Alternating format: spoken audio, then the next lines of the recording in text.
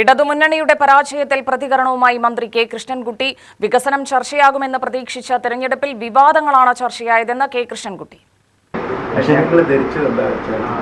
ഇവിടുത്തെ വികസന പ്രവർത്തനം ചർച്ച ചെയ്യപ്പെടുന്നു.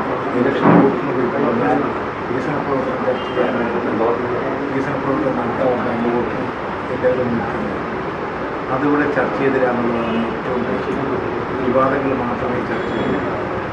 ഇതുവരെ ഉണ്ടായ വികസന പ്രവർത്തനങ്ങൾ എവിടെയെങ്കിലും നടന്നിരുന്നു. ഇത്രയും കാലത്ത് ചിറ്റൂര് തന്നെ എടുത്താൽ 3035 കോടി രൂപയുടെ വികസനം.